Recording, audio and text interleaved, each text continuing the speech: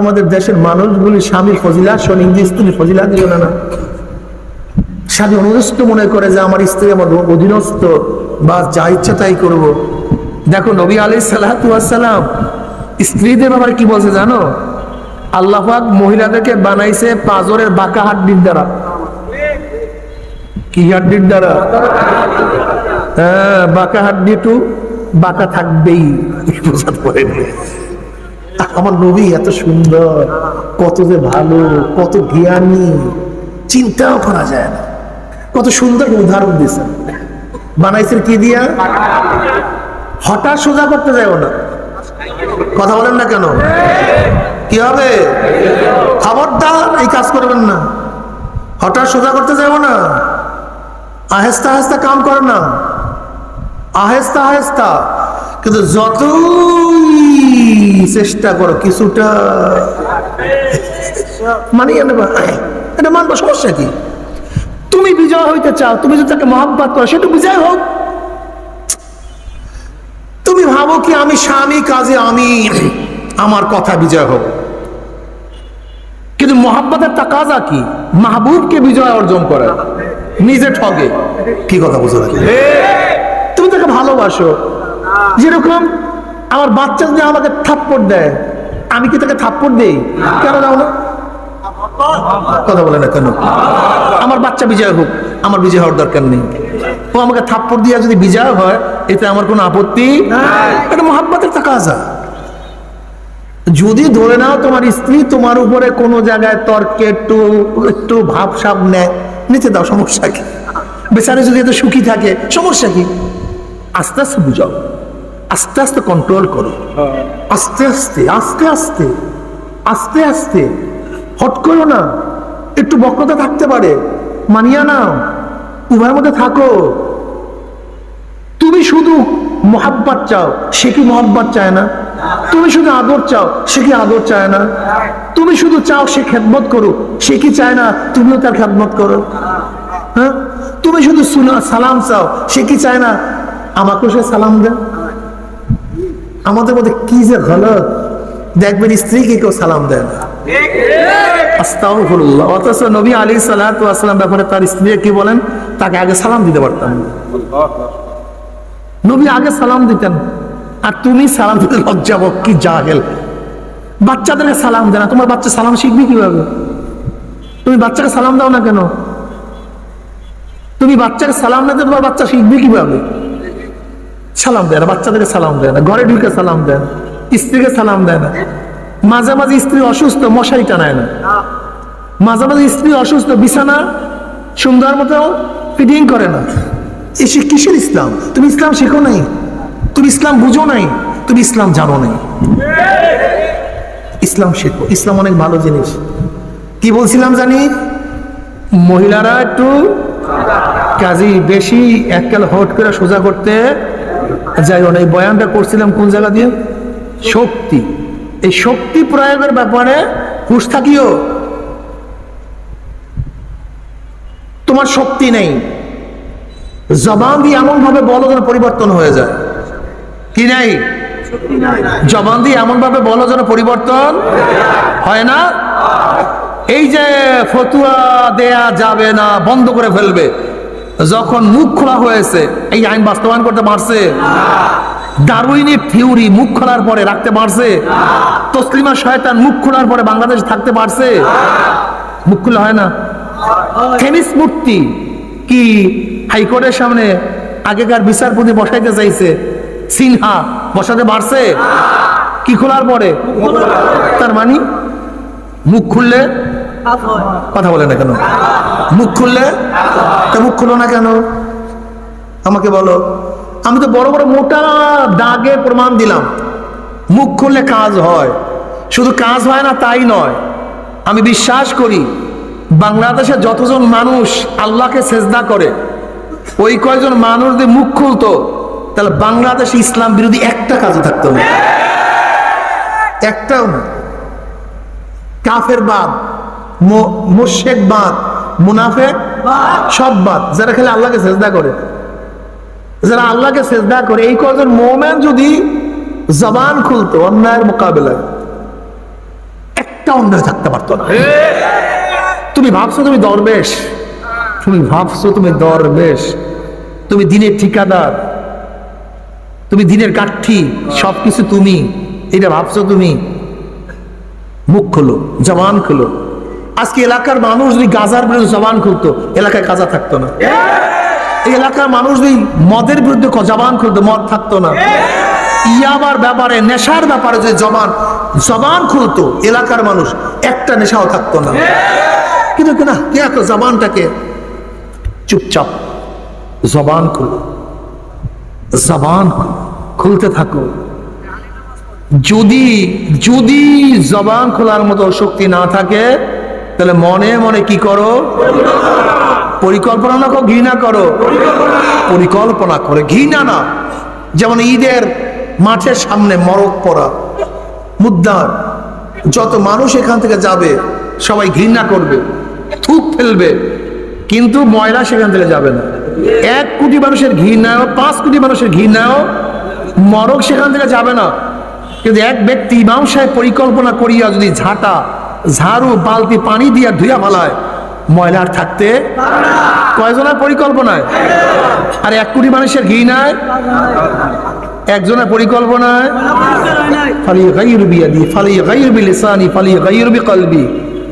পরিকল্পনা করো। আফালা তাতাফাক্কারুন, আল্লাহ বলেন আফালা তাতাফাক্কারুন, তোরা কি চিন্তা করস না? আফালা তাকিলুন, তোদের কি আকল নাই? আফালা তুবসিরুন, তোরা কি গভীর দৃষ্টিতে দেখোস না? চিন্তা করেন, ফিকির করেন। মুসলমান তো আসছেই ফিকিরের জন্য। মুসলমান খালি পেট আর পিঠের জন্য দুনিয়াতেই আসে নাই। এটা আমাদের কাজই না, এটা লাগে। পেট পিঠ দুনিয়ার জন্য, এটা মাকসাদ না, এটা উদ্দেশ্য না। এই পেট পিঠ হায়াতের জন্য মুসলমান দুনিয়াতে আসে নাই। এই পেট পিঠ বাঁচার জন্য দুনিয়াতে মুসলমান আসে নাই। গরুর মতো খাওয়ার জন্য মুসলমান দুনিয়াতে আসে নাই। গরুও খায় কি খায় না? দেখে কি দেখে না? পায়খানা প্রস্রাব করে কি করে না? ওদের বাচ্চা কাছে আসে কি নাই? এর জন্য দুনিয়াতে মুসলমান আসে নাই। এরা গরু আসতে পারে, শুয়ার আসতে পারে, জানোয়ার আসতে পারে, মোমেনরা আসতে আমার মাওলাকে চেনার জন্য। আমাকে কে বানাই, কেন বানাই, আমার কি করা উচিত ছিল, আমি কি করতেছি, আমার মৌয়াতে কি হবে, আমার কবরে কি হবে। আজকে আল্লাহর দিন দুনিয়ার থেকে বিদায় হয়ে যাইতেছে, আমি কি করতে আছি? আমাদের পূর্বপুরুষের সাহাবারা কি করছে, আমরা কি করি? আমার যুবক বাবারা, আমার মুরব্বী বাবারা, শুধু পেট পিট এই বিল্ডিং বানাবার জন্য মুসলমান দুনিয়ার মধ্যে আসে নাই। যদি তার জন্য আসতো, আমার নবীর কেন ঘর ছিল না? আমার নবীর কেন অট্টালিকা ছিল না? আমার নবীর এত জায়গা সম্পত্তি বলতে কিছুই কেন ছিল না? কারণটা কি? এই কারণে এর জন্য দুনিয়াতে নবী গণ আসেন নাই। উম্মাদেরকে ইসলাহ করার জন্য, মাওলার পরিচয় দেওয়ার জন্য, মাওলার পথে লাগাবার জন্য। ওই শয়তান আল্লাহর কাছে ওয়াদা করছে, কসম করছে, মাওলা হে, যে আদমের জন্য চিরতরে আমি জাহান্নামী হয়ে গেছি, ওই আদম সন্তানকে আমি জাহান্নামে না নিয়ে ছাড়বো না। এই কারণে আমার মাওলা রব্বুল আলামিন যুগে যুগে যুগে যুগে নবী রাসূলগণ পাঠাইছেন, তোরা দাওয়াত দে, আমার পথ দেখা। শয়তান আমার সাথে চ্যালেঞ্জ করছে, ওদেরকে জাহান্নামে নিয়ে নিবে। আমি মাওলা ওয়াদা করলাম, শয়তান যদি জাহান্নামের কিনারায় নিয়ে যায়, আর ওই জাহান্নামের কিনারার থেকে বন্দাদের আমাকে ডাক দেয়, মাওলা রে, আমার মাওলা আমাকে ধরো, আমি তো জাহান্নামে পড়িয়া যাই। যদি জাহান্নামের কিনারার থেকে বান্দা আমি মাওলাকে ডাক দেয়, মাওলা, ওই সময় বন্দার তওবা করে, মাওলা আর কোনোদিন গুনার কাজ করব না। বন্দার তওবা করতে দেরি, আমি মাওলা মাফ করতে কোনো দেরি করব না। আল্লাহ, ও আমার যুবক বাবারা, আমার মুরব্বী বাবারা, আজকে ইসলামকে দূর করার জন্য, বিদায় দেওয়ার জন্য, ইসলামকে ধ্বংস করার জন্য ইনু এমন কোনো চক্রান্ত নাই, ইনু এমন কোনো ষড়যন্ত্র নাই যা করে নাই। তোমাদের খবর নাই। আমাদের মুসলিম সন্তানকে নাস্তিক বানাবার জন্য, আমাদের মুসলিম সন্তানকে নাস্তিক বানাবার জন্য শিক্ষার মধ্যে, সংস্কৃতির মধ্যে এমন কোন জায়গা নাই যেখানে ষড়যন্ত্র করা হয় না। বাবার, আমার নবী এই দিনের জন্য রক্ত শেষ করছে, এই দিনের জন্য হাজারো চেষ্টা করছে, এই দিনের জন্য সিয়ামে আবু তালেবের মধ্যে 3 বছর অবরুদ্ধ ছিলেন, গাছের পাতা গাইছে, পানি ছিল না, কেউ কথা বলে নাই, কেউ সালাম দেয় নাই, 1 গ্লাস পানিও তাদের কাছে কেউ পৌঁছায় নাই, কোন দোকানদার তার কাছে কোনো কিছু মাল বিক্রি করে নাই। এমনকি সেই সিয়ামে আবু তালেবের মধ্যে মহিলারাও ছিল, মহিলাদের সাথে বাচ্চারাও ছিল। বাবারে না খাইতে না খাইতে স্তন্য শুকিয়ে গেছে, বুকের মধ্যে কোনো খানা নাই। বাচ্চারা যখন খানা খাওয়ার জন্য চুমুক মারছে, দুধ নাই, খানা নাই।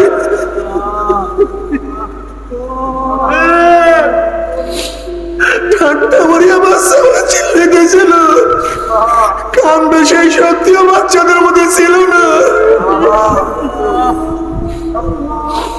মাদের সামনে বাচ্চাদের এই করুণ অবস্থা, কিন্তু মারা ইমান ছাড়ে নাই। বাবারে, ও মুসলমান মারা, ও আমার মুসলমান বোনেরা, তোমরা কি করো? সিয়ামে আবু তালেবের মুসলমানদের ঘটনা দেখো, মহিলাদের ঘটনা দেখো। সুমাইয়া রাদিয়াল্লাহু তাআলা এই ঈমান আনার কারণে আবু জাহিল্লা তাকে তীর মারছে, তার আঘাত করছে, লজ্জাস্থানে তীর মারিয়ে দুনিয়া থেকে বিদায় দিয়ে দিছে। বাবারে, ও মুসলমানেরা কি করতে আসো? ও মুসলমান, ইমানের জন্য, ইসলামের জন্য কত সাহাবারা শুনে চড়ছে, উত্তপ্ত বালির মধ্যে শোয়ায় রাখছে। বেলালে হাবশি রাদিয়াল্লাহু তাআলা আনহুকে উমর ইবনে খাত্তাব রাদিয়াল্লাহু বলতে আছেন, ভাই বেলাল, ইসলাম গ্রহণ করার, ঈমান আনার পরে কাফেররা তোমার সাথে কি ব্যবহার করছে? বেলালে হাবশি রাদিয়াল্লাহু তাআলা মুখে কোনো জবাব না দিয়া পিঠের থেকে কাপড়টা ফালাইয়া দিছে। দেখে পিঠের মধ্যে বড় বড় গর্ত, গোশতগুলি একত্রিত হয়ে গেছে। ওমর ইবনে খাত্তাব রাদিয়াল্লাহু বলেন, ভাই বেলাল, তোমার পিঠের অবস্থা এরকম কেন? তখন তিনি বলছে, আমিরুল মুমিনিন ইসলাম গ্রহণ করার পরে পায়ের মধ্যে রশি লাগা যায়, ঘোড়ার পিছনে বান্ধিয়ে আমাকে টানা শুরু করছে। পাথরি জমির মধ্যে যখনই টানা শুরু করছে, পাথরের সাথে বাজিয়া বাজিয়া গোশত উনি সব সরিয়া সরিয়া উঠিয়া গেছে। আল্লাহ, ও যুবক বাবারা, আমরা সেই ইসলামের জন্য, দিনের জন্য কি করছি? তারাও তো কিয়ামতের ময়দানে আল্লাহর সামনে দাঁড়াইবে, তুমি আমিও দাঁড়াবো।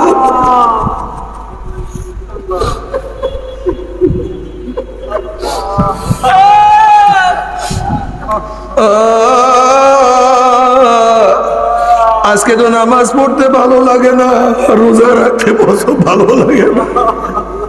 আমার নবীর সুন্নাত তোমার চেহারার মধ্যে শোভা পায় না।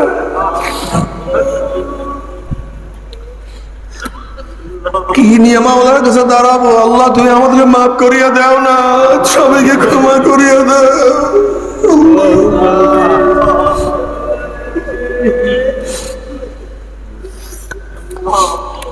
আল্লাহ,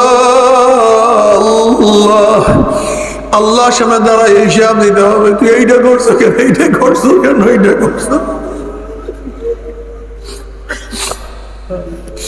যদি বলে আল্লাহ এর জন্য পারি নাই, তোর সে অমুক এইটা, তুই গরিব এর জন্য পারো নাই, তোর সে তো বেলাল হাবশি অনেক গরিব ছিল। আল্লাহ ছোট ছিলাম এর জন্য বুঝি নাই, পারি নাই।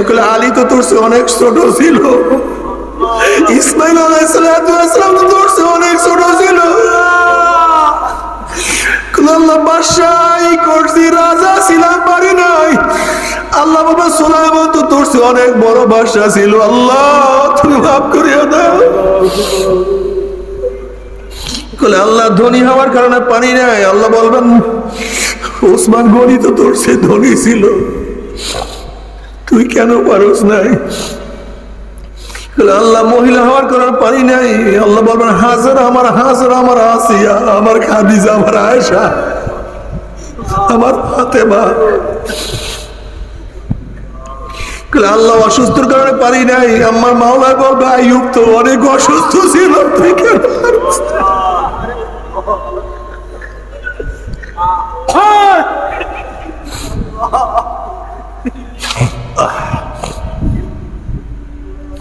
ও আমার যুবক বাবারা, ও মুরব্বী বাবারা, ও পর্দালা মা বোনরা, মাওলাকে ভুলিও না, ইসলাম ছাড়িও না। তোমরা কি চাও ইসলামটা বিদায় হয়ে যায়? তোমরা ইসলামকে ধ্বংস করতে চাও? মাওলাকে রাজি খুশি করিয়া যদি কিয়ামতের মধ্যে উঠতেই পারে, আমার মাওলার জান্নাতের মেহমান বানায়া দিবে। আর মাওলাকে রাজি খুশি না করিয়া যদি উঠো, আমার মাওলা ধাক্কা দিয়া জাহান্নামে ফেলাইয়া দিবে। জাহান্নামের মধ্যে জাহান্নামরা 70 বছর পর্যন্ত জাহান্নামের নিচে যাইতেই থাকবে, যাইতেই থাকবে। ডাইনে আগুন, বামে আগুন, উপরে আগুন, নিচে আগুন, সামনে আগুন, পিছনে আগুন, শুধু আগুনের মধ্যে তলাইতেই থাকবে, যাইতেই থাকবে। বড় আযাব তো কেউ সহ্য করতে পারবো না আল্লাহ। তবে মুমিন মুসলমান বলতে সবাই মনে চায় গুনাহ থেকে ফিরিয়া নেক আমল করিয়া মাওলার জান্নাত কিন্তু সবাই যাইতে মনে চায়। গুনাহ নিয়ে মাওলার জাহান্নামে কাউরে কিন্তু যাইতে মনে চায় না। কিন্তু কেনই বা নেক আমল করতে পারি না, কেনই বা গুনার কাম ছাড়তে পারি না? এর মূল কারণ আপনার এবং আমার পিছনে নফস এবং শয়তান লাগিয়া রয়েছে। এই নফস এবং শয়তান থেকে ফেরার জন্য যে কোনো একজন হক্কানি আল্লাহর ওলির হাতে হাত দিতে হবে রে বাবা। খবরদার, বর্তমান জমানায় পীর মুরিদের নামে শিরক, বিদআত, হিংসা, হাসাদে পরিণত হয়ে গেছে। সমস্ত আল্লাহর ওলিদের একমাত্র যেই পীরের 5 জন মুরিদের মধ্যে কম পক্ষে 3 জনকে দেখবা আলহামদুলিল্লাহ সুন্নাত মুআফিক আমল আখলাক মজবুত হয়ে যাইতে আছে, গুনার কাম ছাড়তে আছে, নাকের আমল ধরতে আছে, কলব নরম হইয়া চোখে পানি আসতে আছে। বিরিক্ষতর নাম কি, ফলে পরিচয়।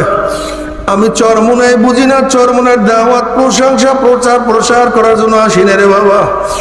চরমোনায় যাওয়ার তোমার কোনো দরকার নাই, কোনো দরকার নাই, কোনো দরকার নাই। তুমি যার কাছে গিয়া পারো গুনার কাম ছাড়ো, নেকের আমল ধরো, কলব নরম করিয়া চোখে পানি নিয়া মাওলার কবরে যাইও। যেরকম দুনিয়ার ঘরে আগুন লাগলে পানি ছাড়া নিভানো যায় না, ঠিক তদ্রুপ তোমার এবং আমার গুনার দ্বারা যে জাহান্নামের আগুন জ্বলিয়া রইছে, চোখের পানি ও ছাড়া কিন্তু জাহান্নামের আগুন নিভানো সম্ভব না। কাজী বাবা আমার জন্য দোয়া আছে, আমিও দোয়া করি, সবাই সবার জন্য প্রাণ খুলিয়া দোয়া করো, যেন কিয়ামতের ময়দানে গলাগলি বাঁধিয়া মাওলা একসাথে জান্নাতে যাওয়ার তৌফিক দিয়া দেয়। আল্লাহুম্মা আমিন।